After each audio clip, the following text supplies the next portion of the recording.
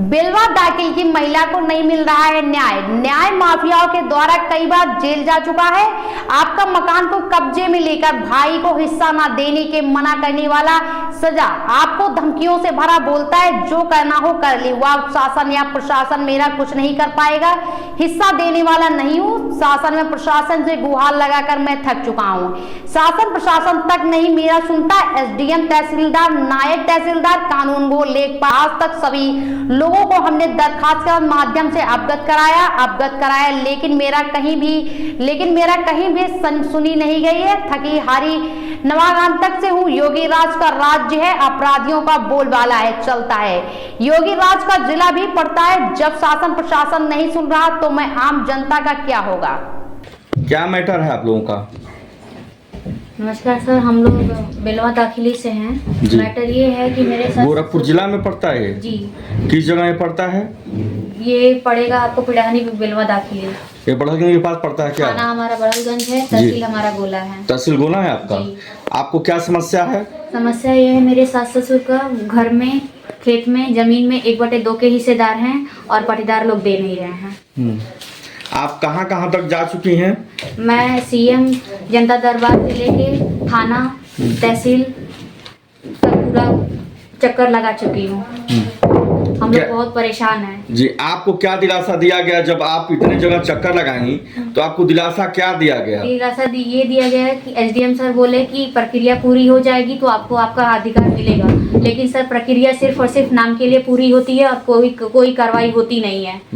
मेरे घर पे कानगो सर, लेखपाल सर और फोर्स भी जा चुकी है, लेकिन कोई निष्कर्ष नहीं निकलता है। 3 बार, 4 बार, 5 बार लोग जाते हैं, सिर्फ बात करके चले आते हैं। जो विपक्षी दल है वो सिर्फ यही बात कहते हैं कि हम नहीं देंगे। उनके सामने बोलते हैं 2-3 महीने का मोहलत दीजिए हमें, ऐसा करेंगे वैसा करेंगे।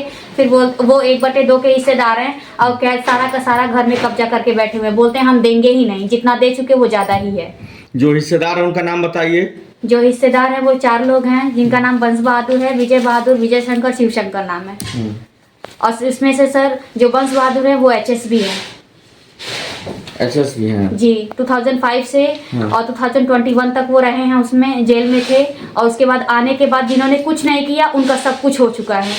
वो बोलते हैं सब कुछ हमारा ही है। कितना दिन से मामला चल रहा है आपका? हमारा मामला सर पिछले 3 महीने से मैं तहसील गोल ये सब चीजों के चक्कर काट रही हूँ। 2005 से हम पीड़िता हैं। मेरे सास ससुर 2005 से झेल रहे हैं ये सब। उनसे पहले उनकी माँ इसी की वजह से वो गुजर गई। मेरी दादी सास इसी वजह से मर गई। 2022 में 26 अक्टूबर बाबा एक्सपायर हुए। उसके बाद में भी कोई मसला नहीं, कभी नहीं। उन्होंने बाबा की कोई आईडी प्रूफ हमें नहीं दिया, ना उनका कोई सामान दिया, कुछ भी नहीं दिया। तो आप जब अपनी मांग करती हैं कि हमें हिस्सा दीजिए, तो आपको उन लोगों के द्वारा क्या कहा जाता है? उन लोगों के द्वारा जितना मिला है उतना ही रहेगा, उससे ज्यादा कुछ नहीं मिलेगा। कमरे भी अभी आपने ये बता रही थी आप कि कमरे जो 17 हैं उसके विषय में क्या कहना है? सर कमरे सर 17 हैं, जिसमें से 4 रूम दिए हुए हैं वो लोग। अब कितने के मालिक हैं? हम 1/2 के हिस्सेदार हैं। 1/2 के हिस्सेदार हैं, तो क्या अभी आपको हिस्सेदारी मिला नहीं है? जी नहीं, मिला नहीं है। ऐसा क्यों? क्योंकि वो कब्जा करके बैठे हैं, बोलते हैं हमारा परिवार ज्यादा है, खानगी बंटवारा है, हम देंगे नहीं। तो आपके ससुर कितने भाई हैं? मेरे ससुर इस समय मौजूदा टाइम में अकेले हैं और इनके भाई थे जिनका 1997 के बाद अता पता ही नहीं है, जिनका नाम राम कृपाल है। और आप उसका एविडेंस हमारे पास कोई नहीं है कि हम बता सके कि वो हैं या नहीं है। ये भी नहीं पता कि वो जीवित है या मृत्यु हो चुकी है, उनका काम क्रिया आज तक नहीं हुआ है। तो आप कितने के मालिक हैं? हम 1/2 के शेयरदार हैं। आप 1/2 के शेयरदार हैं जी। और अभी आपको यहाँ जो है कि हिस्सेदारी जो है कि मिला नहीं है। और कितने कमरे? 2 कमरे मिलेंगे? कितने कमरे मिले हैं आपको? सर पुश्तैनी जो मकान है उसमें 2 रूम दिए गए हैं ऊपर, जिसपे वो लोग बाथरूम बना के शौच करते हैं। जी ठीक।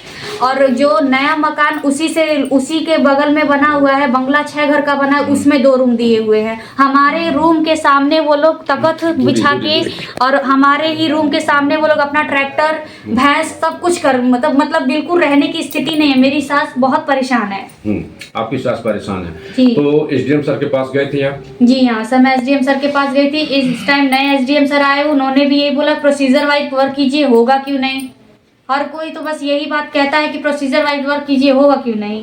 क्यों नहीं होगा? तो आपने पूछा नहीं प्रोसेसिंग मैं क्या करूं, आप क्या करने के लिए हैं? वही मेरे अपने जूनियर लोगों को भेज देते हैं इंक्वायरी के लिए, जूनियर आते हैं, इंक्वायरी करते हैं, चले जाते हैं। वहां पे आखिर में आप जब पीड़िता हैं, आपके द्वारा तहसील पे जाया जाता है, तो क्या आपको कोई लिखित दिया जाता है? नहीं सर, कुछ भी नहीं देते हैं। तो आप कैसे संतुष्ट हैं? हम संतुष्ट है ही नहीं सर। संतुष्ट है ही जी नहीं। नहीं। जो यहाँ पे अधिकारी जांच करने आता है, क्या आपने कभी फिर उससे पूछा कि आप जांच करने गए थे, आप वहां पे मौके पे जाकर के क्या देखा? सर हम जितने भी अधिकारी गए हैं, जितने भी लोग वहाँ उनमें से जाते किसी हैं, का नाम जानती हैं कि नहीं जानती हैं? जी हाँ बिल्कुल जानती किसका हूँ। नाम जानती हैं? मैं लेखपाल और कानगो दोनों सर का नाम जानती हूँ। बताइए। लेखपाल सर का नाम जयप्रकाश है और कानगो सर का नाम राजेश सिंह है। ये लोग कितने बार आए हैं आपकी जमीन पे जांच करने के लिए? 4 बार आ चुके हैं। चारों बार में कोई लिखित उन्होंने दिया कि नहीं दिया आपको? एक बार का लिखित दिए हुए हैं लेखपाल साहब, लेकिन उसके बाद का कोई भी लिखित एविडेंस मेरे पास नहीं। आपके पूछने के बाद वो क्या कहते हैं? मेरे पूछने के बाद बस यही जवाब होता है, हो जाएगा, होगा क्यों नहीं, हो जाएगा, लेकिन कभी होता नहीं है। तो कोई आप निष्कर्ष निकल के नहीं आता है सर। क्या आपने कभी ऐसे कहा कि हम अबला नारी हैं, अपना बच्चा छोटा बच्चा लेकर के, अपने सास ससुर को लेकर के हम कहाँ कहाँ भटकेंगे? सर उसी की वजह से तो इतना सारा प्रॉब्लम हम झेल रहे हैं कि अपना 7 महीने का बच्चा लेकर 22 महीने की बेटी को अपने मायके में छोड़े हुए हैं। बताइए। 3 साल से मैं किराए पे रह रही हूँ सर, मेरा अपना होते हुए भी मैं नहीं रह पा रही हूँ वहाँ पे। जो अधिकारीगण देख रहे हैं इस वीडियो को और देखेंगे भी, यह जो महिला बता रही है अपनी पीड़ा, आप लोग मौके पर निरीक्षण करते हैं जा करके, जो भी पार्टी है दोनों पक्ष को आप लोग रिपोर्ट नहीं देते हैं कि कमी किसकी है।